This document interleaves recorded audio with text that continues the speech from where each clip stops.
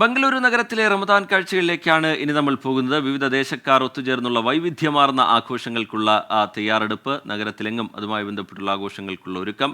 മാസപ്പിറവി ദൃശ്യമാകാത്തതിനാൽ ബംഗളൂരുവിൽ നാളെയാണ് ചെറിയ പെരുന്നാൾ.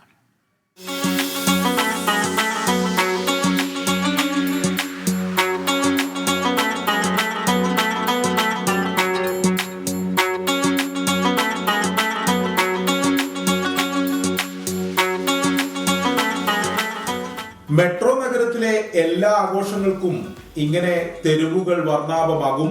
ചെറിയ പെരുന്നാളിനും പതിവ് തെറ്റിയില്ല.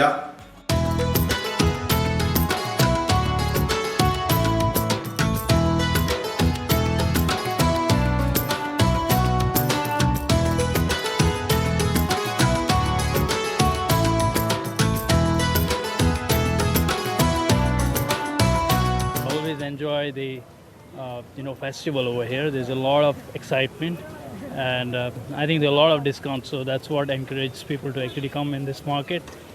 But what I realized that it's too hot. Bangalore is turning into a different environment now, I mean, right? So it's like a Delhi. It's not. It's no more what do you call that? A cool place. It is very good and very peaceful celebration in our Bangalore. Past from 29 years. Since from my birth, it is peaceful. Commercial street, Shivaji Nagar എന്നിവിടങ്ങളിലെ കാഴ്ചകളാണിത്. പെരുന്നാൾ പൊടിപൊടിക്കാൻ ഒത്തുചേർന്നത് ആയിരങ്ങൾ.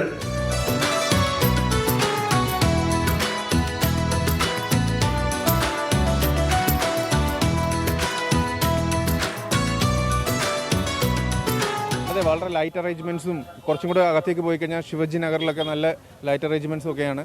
വളരെ comfortable, നമുക്കാണെങ്കിൽ ഒരു enjoy ചെയ്യാൻ പറ്റും. Evening വാക്കിനൊക്കെ പറ്റിയ ഒരു നല്ല സ്ഥലമാണ്.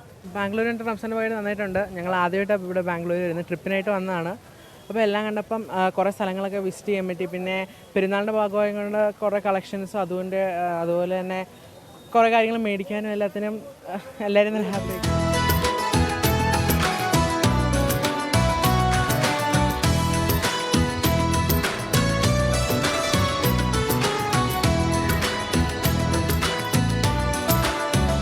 ബംഗളൂരുവിൽ ചരിത്രത്തിലെ ഏറ്റവും വലിയ ചൂടാണ് അനുഭവപ്പെടുന്നത്. എന്നാൽ അതൊന്നും പെരുന്നാൾ ആഘോഷങ്ങളുടെ മാറ്റു കുറച്ചിട്ടില്ല.